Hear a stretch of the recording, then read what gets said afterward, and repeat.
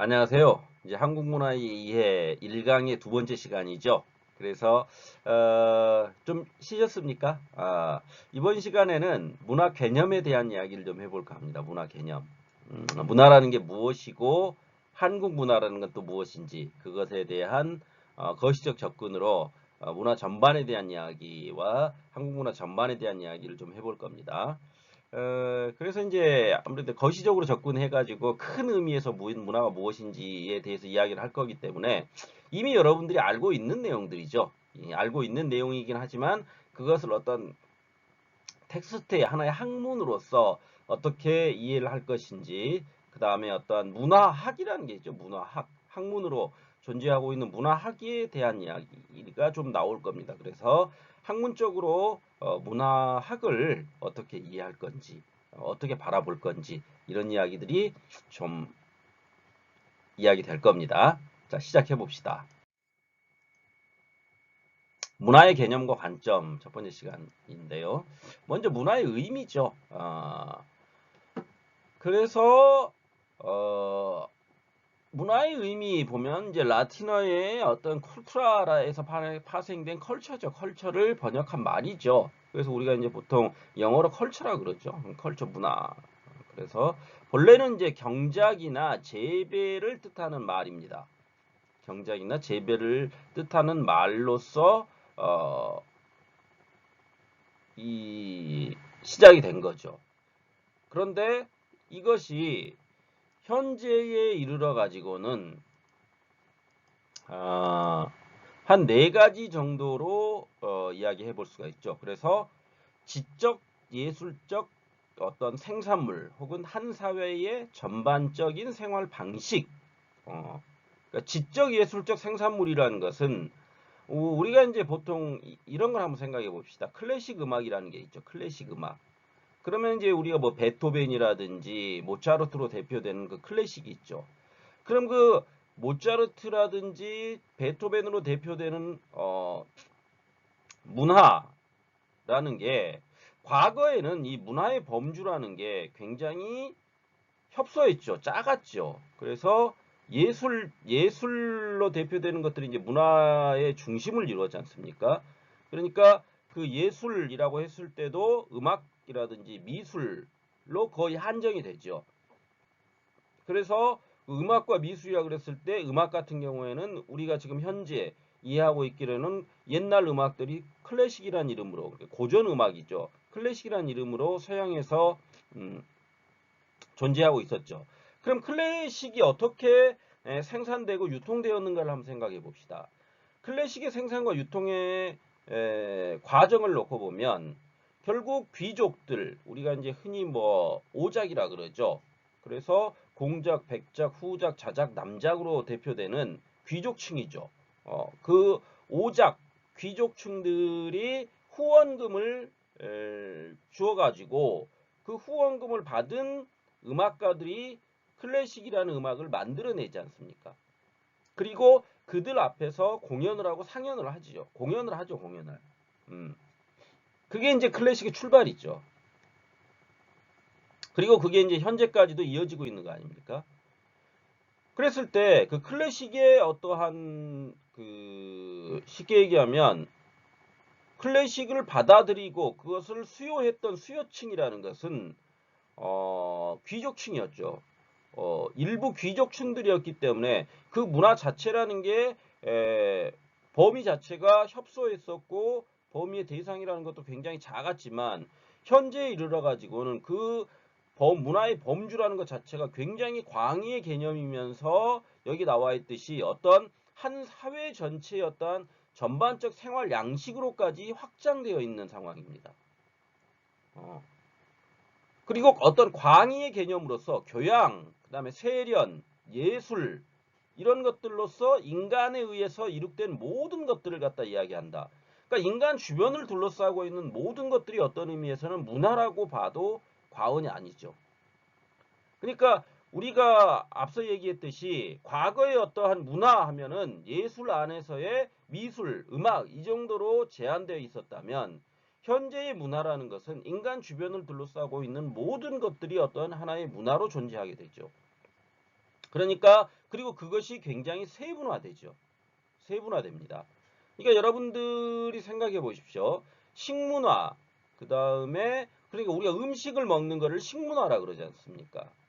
과거에는 식문화라는 어휘를 붙이질 않았죠.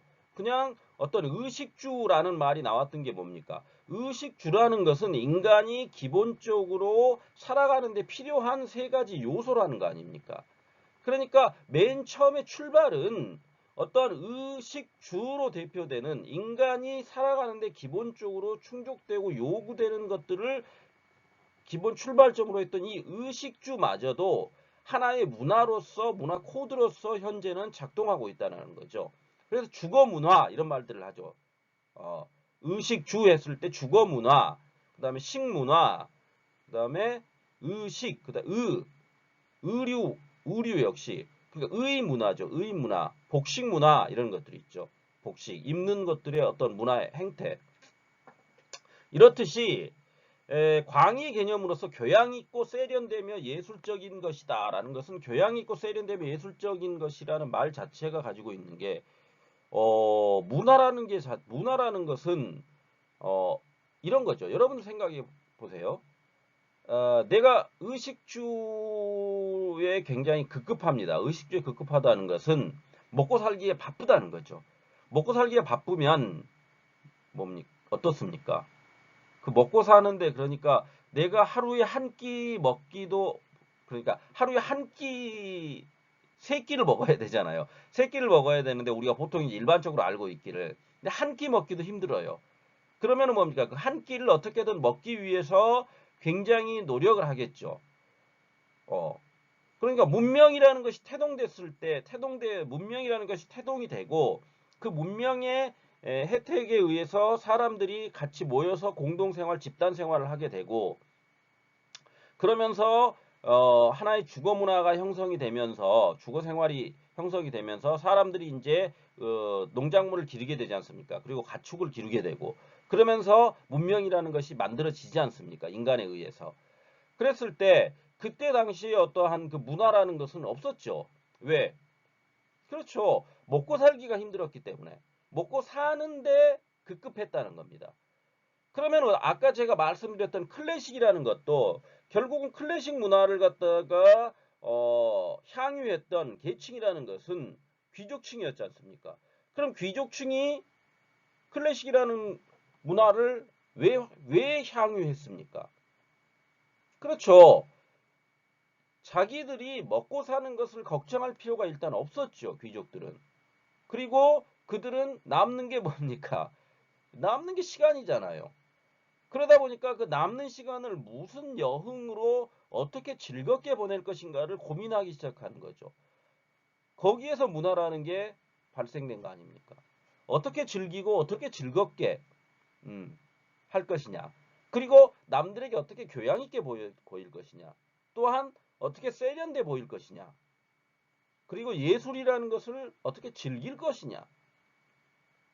이런 고민들을 하기 시작한다는 겁니다. 그게 바로 문화의 출발이죠.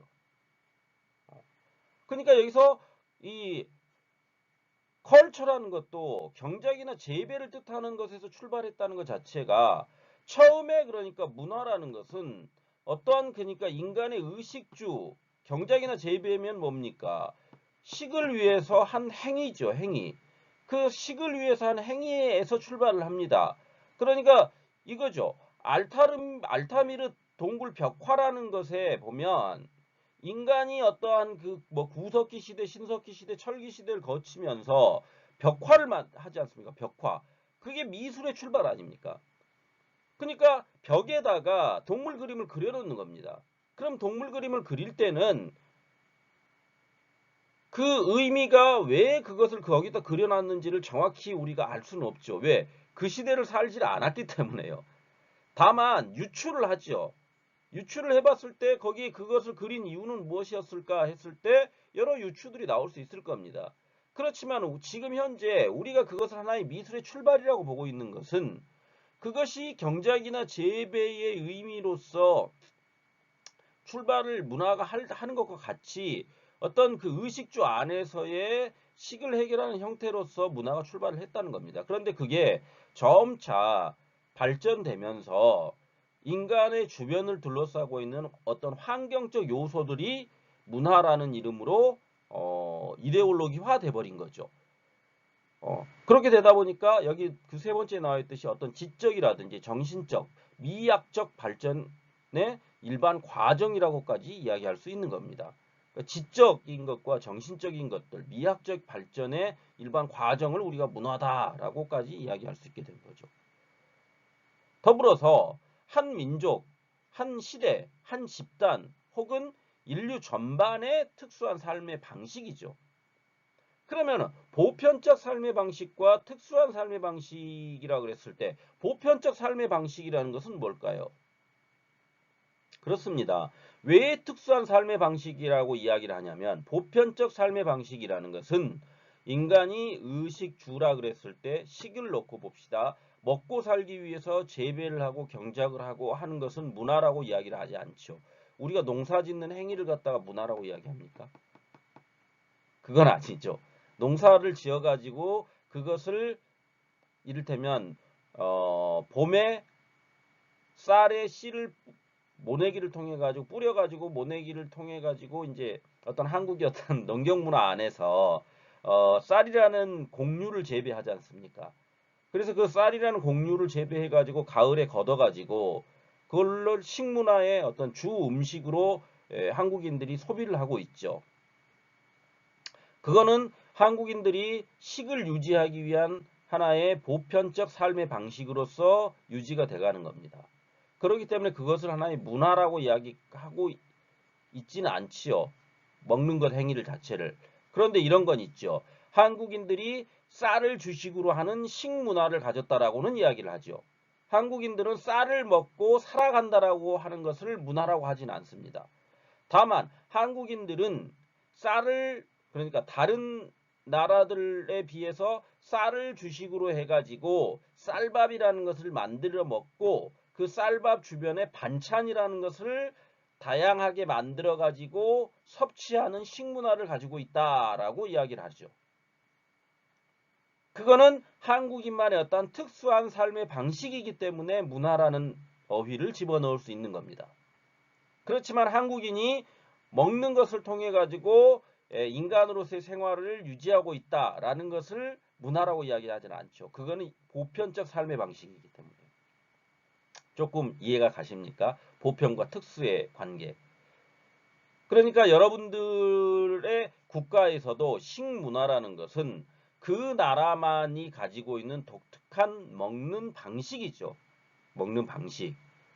한국인들은 쌀밥이라는 것을 주식으로 하고요. 쌀밥을 먹기 위해서 국이라는 것을 만들죠. 국이라는 것, 스프죠, 일종의. 그 국이라는 것 중에서는 뭐 된장국도 있고 미역국도 있을 것이고 뭐 다양한 국들이 있죠. 그걸 먹고 또한 반찬을 먹는데 그 반찬의 핵심이 김치죠. 김치가 있을 것이고 뭐 오이지가 있을 것이고 뭐 멸치볶음도 있을 것이고 다양한 반찬들이 있죠. 그럼 그 다양한 반찬이라는 것은 한국인이 보편적 생활 방식 안에서 다양한 반찬의 관점으로 본다면 문화는 아니죠. 그냥 하나의 식이죠. 식. 살기 위해서 먹는 행위의 입장에서 본다면 식문화라고 하지는 않습니다. 그런데 그게 식문화가 되는 것은 이거죠. 다른 국가에서 모두 멸치볶음을 먹는 건 아니죠. 다른 모든 나라 사람들이 멸치볶음을 공통적으로 다 먹습니까? 서양인들에게 멸치볶음은 아주 생소한 음식이죠. 왜? 자기 나라 식문화 안에는 멸치볶음이라는 게 없기 때문에요. 그런데 한국인들의 어떤 식문화 안에는 멸치볶음이라는 게 있죠. 멸치볶음을 좀 얘기가 그러면 김치를 한번 넣고 봅시다. 김치는 어떤 식으로 만들어집니까? 배추를 소금에 절여가지고 거기에다가 온갖 야채들을 썰어가지고 고추에 버무려가지고 발효시켜서 먹는 음식이죠. 그러면 그 음식이 김치라는 음식은 하나의 음식으로서 한국인들에게 식문화죠. 식문화. 그러면 김치가 왜 식문화가 됩니까? 식이 아니라. 식이라는 것은 먹는다는 거지 않습니까? 그럼 먹는 행위로만 본다면 김치는 문화로 존재해. 만약에 김치가 하나 있다 그러면 그것은 문화는 아니죠. 그냥 김치가 있구나라는 것으로 이해가 될 겁니다. 그런데 그게 식문화가 된다는 것은 그러면은 김치를 모두 똑같이 만들어 먹는다. 전 세계인들이 모두 김치를 만들 줄 알고 모두 김치를 밥을 먹을 때 먹는다라고 하면 그것은 문화가 아닐 겁니다. 한국인만의 식문화가 아니겠죠. 왜? 보편적인 삶의 방식이기 때문에 전 인류 모두가 하고 있는. 그렇지만 한국인들은 배추를 소금에 절여 가지고 발효 음식으로서 김치를 만들어 먹는 식문화를 가지게 되죠. 그것은 하나의 문화로서 존재할 수 있게 돼버린다는 겁니다. 그거는 다른 나라에서는 그렇게 하지 않고 있죠. 그게 바로 특수한 삶의 방식이라는 겁니다. 그 나라가 가지고 있는. 그래서 그것은 문화가 되는 거죠. 이해하시겠습니까? 그래서 이 문화라는 것은 어떤 면으로 보면 인간 주변을 둘러싸고 있는 모든 것이라고 할 수 있지만 그 모든 것이 인류 모두에게 보편적으로 적용되는 것을 어떠한 문화라고 이야기하기는 좀 힘들죠. 어떤 면으로 본다면. 그러니까 집에 살고 있어요가 문화는 되지가 않죠. 그렇잖아요. 그런데 아파트에 살고 있어요는 주거 문화가 되죠. 왜? 아파트라는 어떠한 주거의 한 형태로서 아파트가 각 나라 똑같습니까? 그건 아니죠. 그 나라가 가지고 있는 특성이라는 게 있죠. 한국의 전통 한옥이라는 것도 그렇죠. 한국의 전통 한옥이라는 것은 한국만이 가지고 있는 주거 문화죠. 왜? 특수하기 때문에요. 모두가 다 한국의 한옥과 같은 집을 지어가지고 전 세계인이 모두 똑같이 살고 있다면 그거는 문화라고 하지 않겠죠. 그냥 주거 형태라고 이야기하겠죠. 주거 형태. 어떤 식으로 살고 있니? 한옥이라는 집에 살고 있어. 그건 주거 형태겠죠. 그런데 그게 주거 문화가 되면 주거 문화라는 건 뭡니까? 한국인만이 가지고 있는 특수한 삶의 방식이 됐기 때문에 그것이 이제 문화라는 겁니다. 이해하시겠죠? 다음으로 이제 이 문화의 의미가 이러하다면 그러면은 각 학문적 영역에서 문화를 어떻게 다루고 있는지에 대한 이야기를 좀 해볼 필요가 있을 겁니다. 그래서 학문적 영역에서의 문화학, 그래서 문화인류학이라는 게 있죠. 문화인류학. 그래서 이 문화인류학이라는 것은 말 그대로 문화인류학이죠. 인류가 살아가는 데 있어서 문화가 무엇인지, 그래서 인간이 가지고 있는 어떤 문화적 특징을 연구하는 학문 분야를 문화인류학이라고 합니다.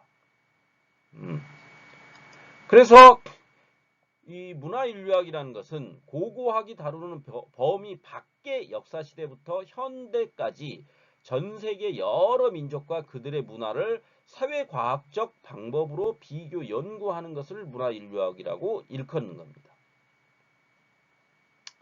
그래서 이러한 문화인류학은 문화 이론을 다룰 때 문화의 본질과 개념, 문화 변동, 그 다음에 문화 발전 원리 등을 탐구하는 학문이라고 할 수가 있는 겁니다. 그래서 이러한 문화인류학에는 총체론적 관점과 관념론적 관점, 그 다음에 비교 문화론적 관점 등을 통해서 접근이 되는데요. 이 총체론적 관점, 관념론적 관점, 비교 문화론적 관점이라는 것이 무엇인지 좀 상세하게 살펴봅시다. 그럼 먼저 총체론적 관점이라는 것은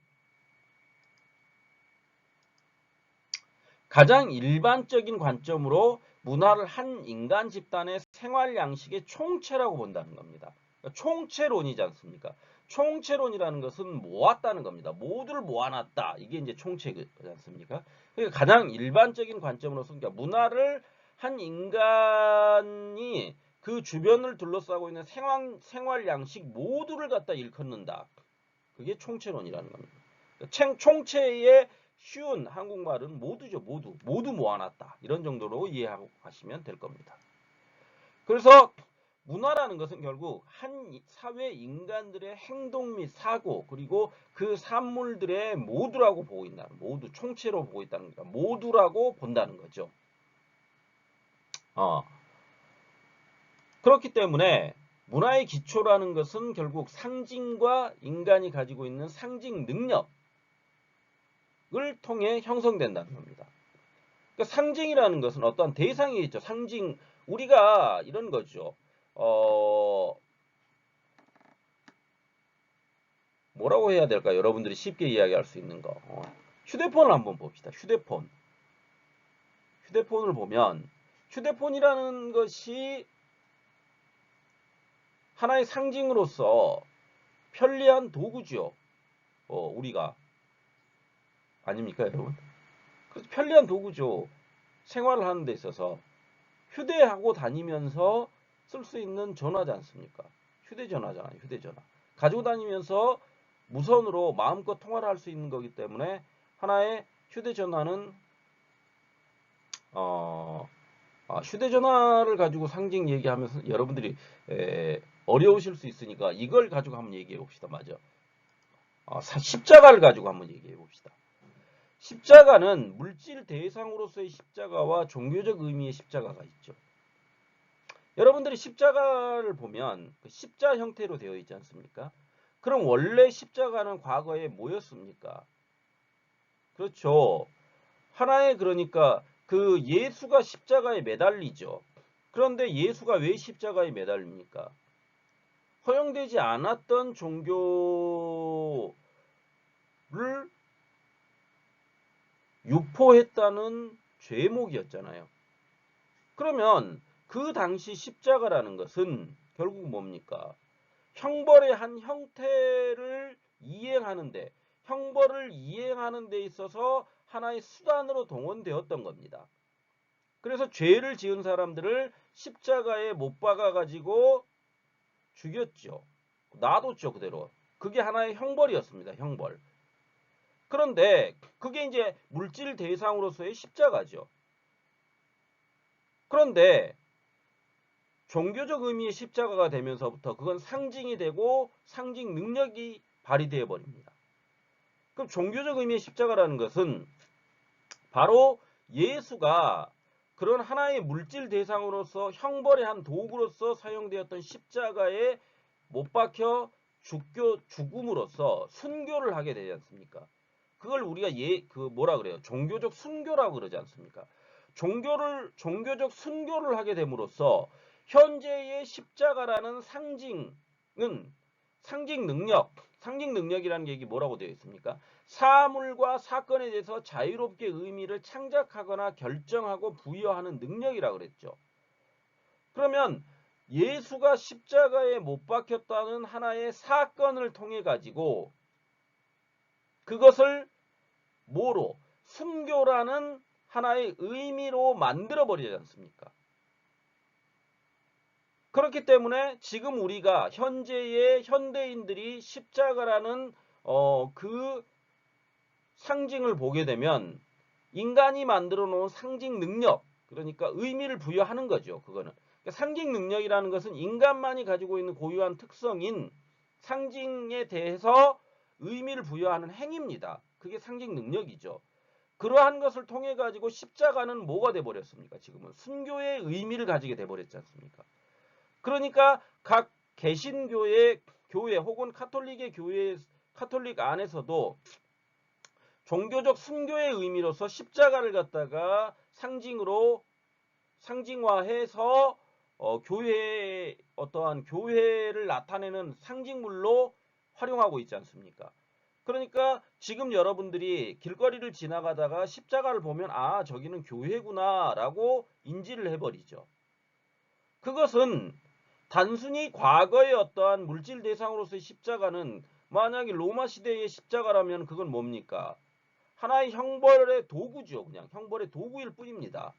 그런데 인간이 종교적 행위로서 예수가 십자가에 못 박혀 죽게 됨으로써 거기에 의미를 부여해 가지고 상징 능력을 발휘해 가지고 하나의 상징으로 만들어 버렸지 않습니까? 문화적 상징으로. 그래서 순교를 의미하는 십자가가 돼버린 거죠. 그 이후로는. 이해하시겠습니까?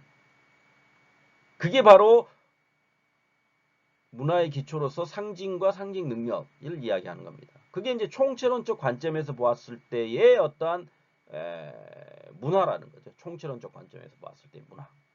이해하시겠습니까?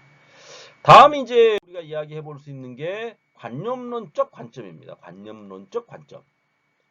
그래서 이 관념론적 관점이라는 것은 결국 문화라는 것이 구체적 행위가 아니라 그것을 지배하는 규칙이나 원리의 체계를 말한다라는 것을 연구하는 거라는 겁니다. 문화인류학을 말이 왜 이럽니까? 문화인류학을 관념론적 관점에서 본다면 어떤 문화의 어떤 구체적 행위가 이루어지는 게 아니라 그것을 지배하고 있는 규칙이나 원리 체계, 이것이 문화인류학의 관념론적 관점의 접근이라는 겁니다. 관념론적 관점의 접근이라는 거죠. 그래서 구조인류학, 인지인류학, 상징인류학 이러한 것들이 이 관념론적 관점에서 접근해서 문화를 바라보고 있는 한 분야가 됐다는 거죠. 그래서 여기서는 문화를 인간 행동과 사고의 심층 구조로 규정한다는 겁니다. 무슨 얘기냐? 무당의 굿행위, 이삿날을 잡는 행위, 이런 것들. 그러니까 여러분들이 여기 지금 무당의 굿행위, 이삿날을 잡는 행위 하면은 외국인 분이시니까 잘 이해를 못 하시겠지만 무당의 굿행위를 봅시다. 무당이라는 것은 우리 한국의 어떠한 전통적인 종교 무속신앙이라고 이야기합니다. 무속신앙. 샤머니즘이죠. 샤머니즘. 샤머니즘이 옛날로부터 있었고요. 그것을 현재까지 이어받고 있는 게 무당이라고 합니다. 무당. 그래서 이 무당이 굿 행위를 한다는 것은 그 샤머니즘의 이데올로기를 펼쳐내는 하나의 행위이긴 하지만 그 행위를 우리가 봄으로써 거기 안에 녹아있는 샤머니즘적 요소들을 이해한다는 거죠. 종교로서. 그게 이제 바로 관념 체계와 규칙 체계라는 겁니다. 그러니까 우리가 무당이 구술한다라는 굿이라는 게 뭐냐면 여러분들이 잘 이해하시지 못하겠지만 그 무당들이 어떠한 그 종교적 행위를 하는 것을 굿행위라고 합니다. 그러면 무당이라는 우리가 이제 무당이라는 것은 신내림을 받았다 그러거든요. 그럼 샤머니즘 안에서 신내림을 그러니까 신이 이 인간의 영혼과 접속을 해가지고 그 신의 영역 안에 들어가 있는 그러니까 신과 인간을 연결시켜주는 매개로서 무당이 존재하게 되는 거거든요. 그러면 그러한 무당이 굿이라는 행위를 하게 되면 그 굿이라는 행위는 접신의 과정입니다. 신과 접촉하는 과정이에요. 그럼 우리가 그 굿행위를 하는 걸 보면서 거기 안에는 규칙체계라는 게 뭡니까? 방금 얘기했듯이 신과 접촉하는 과정이라는 규칙체계가 있죠. 그리고 관념체계라는 건 뭡니까? 아, 우리가 그걸 봄으로써 그게 바로 샤머니즘, 무속신앙이구나 라는 것을 이해하게 된다는 거죠. 그런 관념의 체계가 만들어져 있다는 겁니다. 그것이 관념론적 관점이라는 거죠. 이삿날을 잡는 행위, 우리가 이제 이삿날을 잡는 행위라는 것도 역시 이런 샤머니즘과 관련되어 있는 겁니다. 이사를 할 때 길일과 흉일이 있습니다. 흉일. 그러니까 길일이라는 것은 좋은 날이고 흉일이라는 것은 나쁜 날입니다. 그러니까 우리가 손 든 날, 뭐 이런 얘기들이 있는데 그런 것을 저도 이제 자세히 알지는 못합니다. 다만 이제 뭐냐면 보통 우리가 이제 이사를 할 때, 한국에서 이사를 할 때는 그 이사 날짜를 샤머니즘적 측면에서 잡아 들어가는 것도 있습니다. 왜 그러냐면 이런 거죠. 인간이 꼭 그 샤머니즘을 믿지 않더라도 자신에게 그러니까 이사라는 행위가 쉬운 일은 아니죠. 쉬운 일은 아니죠. 그렇기 때문에 그 어떤 이사라는 행위가 벌어지는 것이 굉장히 어떤 면으로 본다면 큰 행사입니다. 큰 행사인데 그 큰 행사를 치르는 날 이왕이면 좋은 날을 잡는 게 좋다라고 해서 이사한 날을 잡는 거거든요. 이사하는 날짜를 잡는 거죠. 그게 길일이냐 좋은 날이냐 흉일 나쁜 날이냐를 잡아가지고 이왕이면 좋은 날 이사하는 게 더 좋지 않겠느냐라고 해서 이런 날들을 잡게 되는 거거든요. 그러면 이사하는 날짜를 잡는다는 것은 일종의 규칙 체계죠. 그리고 그러한 날짜를 잡는 행위가 벌어지는 것은 그 안에 뭡니까? 관념 체계. 아, 좋은 날과 나쁜 날이라는 관념, 이데올로기가 들어가 있는 거 아닙니까? 샤머니즘, 종교적인 행위로서. 그런 것들이 바로 관념론적 관점에서 바라본 바로 문화라는 거죠. 그러니까 무당의 굿행위라든지 이삿날을 잡는 행위도 하나의 한국만이 가지고 있는 독특한 문화 행태죠. 무당의 굿행위는 종교 문화로서 존재하고 있는 것이고 이삿날을 잡는 행위라는 것은 주거 행위로서 주거 형태로서 존재하고 있는 거기 때문에 그것이 하나의 문화로서 자리하고 있다는 겁니다. 이해하시겠습니까? 다음으로 이제 우리가 살펴보게 될 것은 비교 문화론적 관점입니다. 마지막 세 번째. 그럼 이 비교 문화론적 관점이라는 것은 서로 다른 문화를 비교 연구해서 차이점과 유사점을 밝혀서 그 문화의 특징을 규정한다는 겁니다. 그래서 전 세계의 어떤 문화가 가진 보편성이나 특수성을 탐구해가지고 인간 사회의 문화적 본질을 밝히려는 의도에서 출발하고 있다는 거죠. 그런데 그러한 인간 사회의 문화적 본질을 파악하려는 의도에서 출발하고 있지만 또 한편으로는 어떠한 그 비교 연구를 통해 가지고 한 사회가 가지고 있는 문화적 특성을 명확히 드러내 줄 수 있다는 겁니다. 무슨 얘기냐? 이런 거죠. 어떤 세시풍속 안에서의 설날을 놓고 봅시다. 1월 1일을 보통 설날이라고 하거든요. 그런데 한국에서는 음력설을 셉니다. 음력설. 음력설로 1월 1일을 세기 때문에 그 날짜가 음력 날짜가 양력하고 음력이라는 게 있거든요. 그럼 양력이라는 것은 우리가 지금 현재 이 달력으로 보고 있는 날짜들입니다. 그러면 우리가 이제 지금 몇 년입니까? 2020년이라고 하는 것은 바로 뭡니까? 그렇죠. 예수 탄생을 계기로 해가지고 거기부터 이제 기원 후죠. 기원 후. 그 다음에 기원 전이 있지 않습니까? BC라 그러는 거예요. 그래서 기원 전과 기원 후가 있어서 기원 후의 것을 우리가 보통 지금 현재 날짜가 어떻게 되느냐? 2020년 오늘이 며칠입니까? 오늘이 며칠이다 그럴 때 뭐 9월 며칠이다 이렇게 하는 것은 우리가 이제 한국에서는 보통 양력이라 그러거든요. 양력이라 그럽니다. 그런데 음력이라는 게 있습니다. 음력이라는 것은 한국의 어떤 전통적인 날짜를 하는 그런 형식이거든요. 그 음력이라는 것은 그래서 이제 달이잖아요. 달과 태양 관련된 그런 것들로 해가지고 날짜를 정하는 거기 때문에 양력하고 차이가 날 수밖에 없습니다. 그러면은 이 한국인들이 설날이라는 것은 한국인에게 설날이라는 것은 구정, 음력을 통해 음력 1월 1일이 됐을 때 새해라 그러거든요. 그러면은 그 새해를 맞이하는 세시 풍속이라는 게 구정 음력 1월 1일을 하고 있기 때문에 서양인들이 보기에는 전혀 다르죠.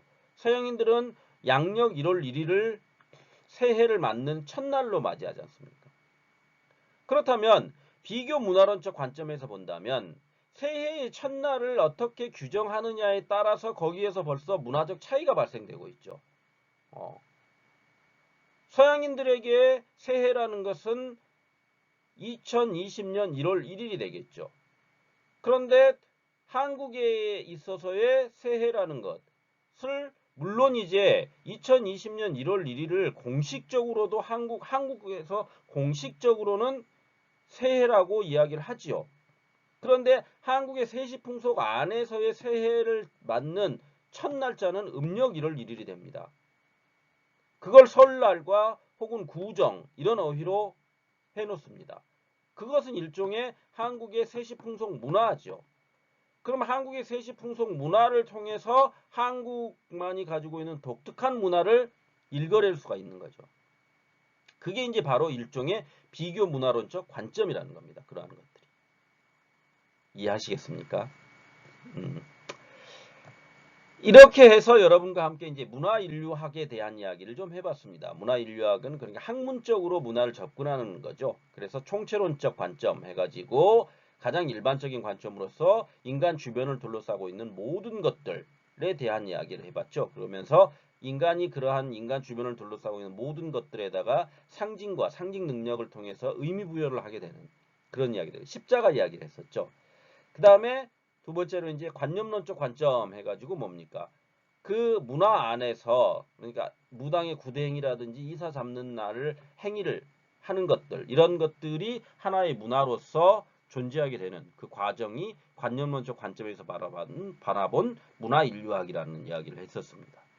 다음으로 이제 세 번째로 비교 문화론적 관점이라는 걸 통해 가지고 설날 얘기를 제가 말씀드렸죠. 그러니까 서양인들에게 새해라는 것은 1월 1일이지만 한국의 설날이라는 것은 구정과 설날이라는 어휘를 통해 가지고 하나의 세시 풍속으로서 음력 1월 1일을 통해 가지고 하나의 문화로서 자리하고 있다는 것. 그것의 비교를 통해 가지고 한국의 독특한 문화 양식을 읽어낼 수 있다. 이런 게 일종의 비교 문화론이라 이런 것을 이야기를 했었습니다.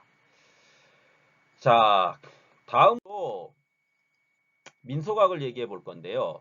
민속학이라는 것은 민간에 전해지는 잔존 문화들을 연구하는 학문이라고 할 수가 있습니다.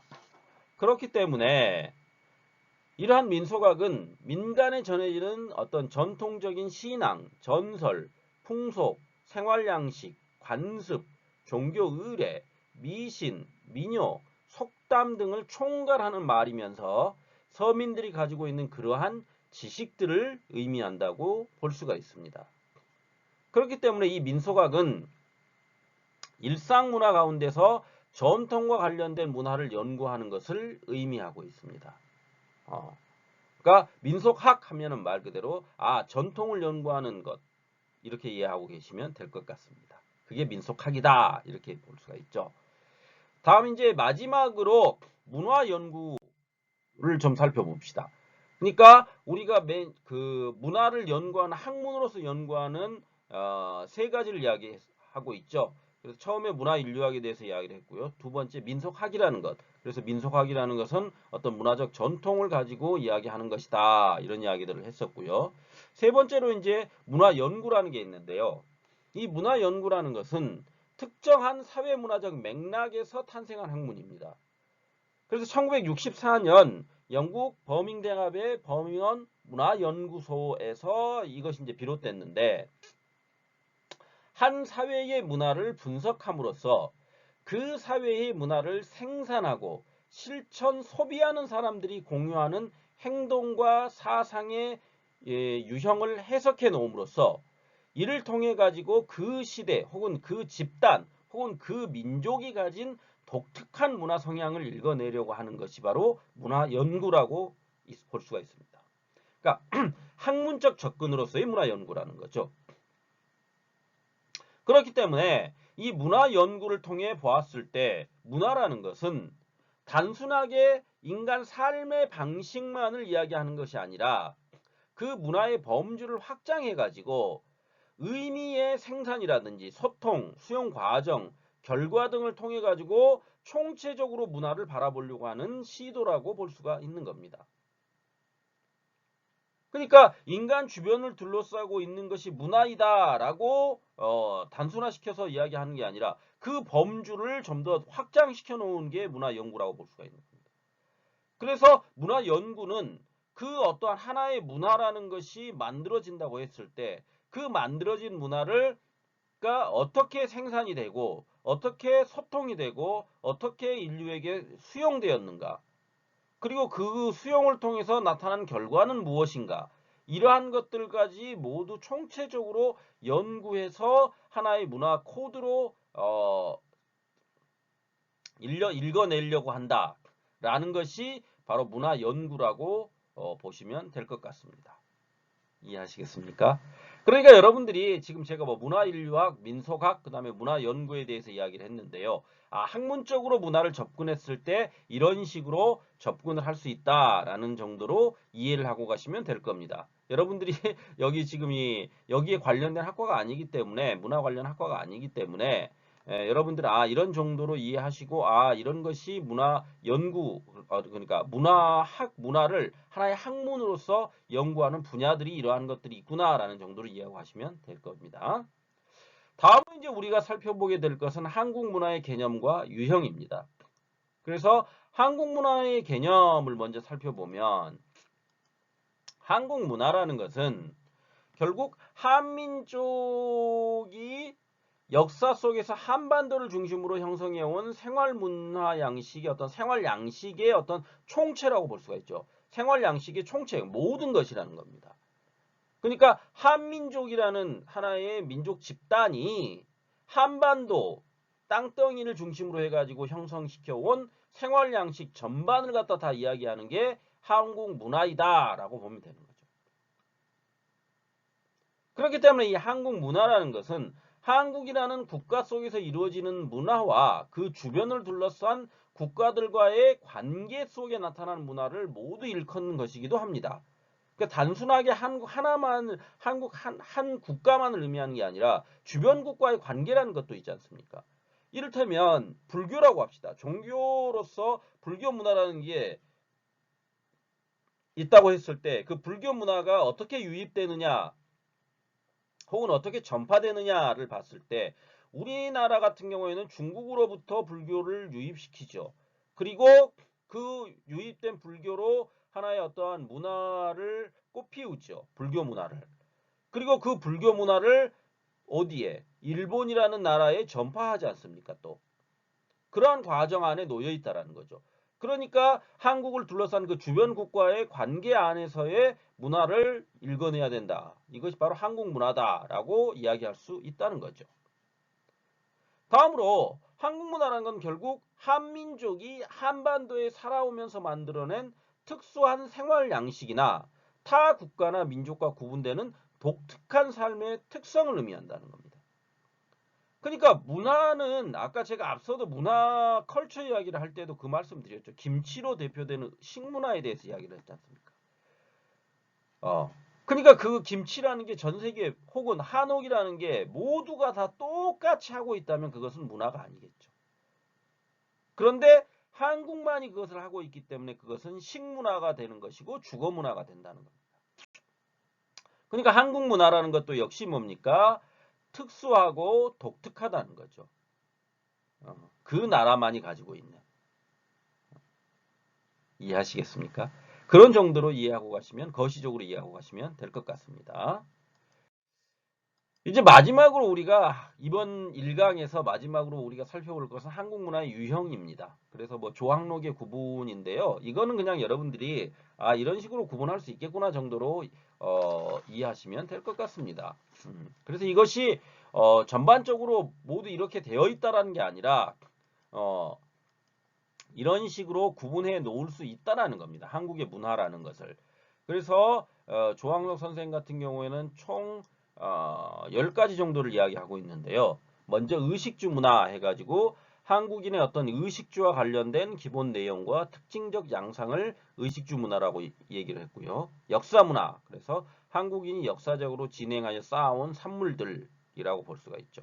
그 다음 민속 문화, 농경 생활에 나타난 민속이나 성별, 시대별, 계층별 특성이 드러나는 양상을 민속문화, 그러니까 전통 안에서 아까 민속학이라는 것이 결국에 전통을 갖다 연구하는 학문이라고 그랬지 않습니까? 이거 똑같은 거죠. 그리고 민속문화라는 것도 어떠한 그 역사 속의 안에서의 어떠한 성별, 시대별, 계층별 특성을 갖다가 민속문화로 바라본다는 거죠.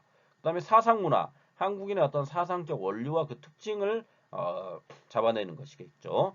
그 다음에 관념과 가치관이라는 것은 한국인만이 가지고 있는 독특한 가족주의라든지 효, 정, 한, 체면 이런 것들이 바로 한국인들이 가지고 있는 관념과 가치관이라고 할 수 있습니다. 그래서 이 부분들은 나중에 더 여러분들과 이야기를 해볼 겁니다. 한국인 하면은 뭐냐면 여러분들이 뭐 정 이야기를 많이 하지 않습니까? 한국인들은 정이 많다 이렇게 하는데 그것은 바로 한국인들이 가지고 있는 독특한 가치관 때문에 그런 것들이 있죠. 그러니까 이웃을 배려하고 이웃을 어떤 공동체 의식 안에서 싹 튼 어떤 문화의 한 형태라고 볼 수 있는 거죠. 그 다음에 이제 일상생활 문화 해가지고 한국인의 어떤 일상생활에 나타나는 주요 특징적 양상들을 살펴보는 게 바로 일상생활 문화라고 할 수가 있는 겁니다. 다음으로서 이제 제도 문화 해가지고 사회의 각 부분에서 나타나는 체계화된 질서와 제도. 그다음에 예술 문화 했을 때 한국인이 성취해오는 어떤 예술적 소산품. 그다음에 문학, 한국인의 문화적 정향 및 양상을 담고 있는 문학 작품들. 그다음에 기타 그 밖의 문화 요소 중에서 가장 기본적인 것들 해가지고 이렇게 조항록 선생님 같은 경우 한국 문화의 유형을 한 10가지 정도로 구분을 했는데요. 이것은 뭐 이렇게 단정적으로 이렇다라고 말하려고 하는 게 아니라 이러한 그러니까 구분이 있다. 문화 유형을 이런 식으로 구분할 수 있다 정도로 여러분들이 이해하고 가시면 된다는 차원에서 제가 제시하는 정도로 언급을 하고 있는 겁니다. 그래서 이렇게 그냥 간단히 훑어보는 형태로 이야기를 하고 있는 겁니다. 더불어서 이러한 것들이 결국은 뭐냐면은 추후에 여러분들이 이 부분들을 이제 구체화시켜서 좀 더 구체적으로 저와 함께 이야기를 해볼 부분들이기 때문에 여기는 앞으로 이러한 이야기들을 해볼 겁니다라는 정도로 이해하고 가시면 될 것 같습니다. 자, 여러분들 이제 이상에서와 같이 문화 전반에 대한 이야기와 그 다음에 한국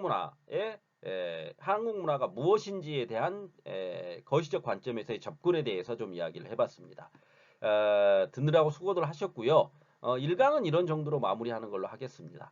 다음 2강에서 이제 본격적으로 어떤 한국 문화의 특성부터 시작해가지고 한국 문화를 좀 더 구체화시킨 세분화시킨 분야별 특성들을 이야기해보는 시간을 가져보도록 하겠습니다. 듣느라고 수고들 하셨습니다. 감사합니다.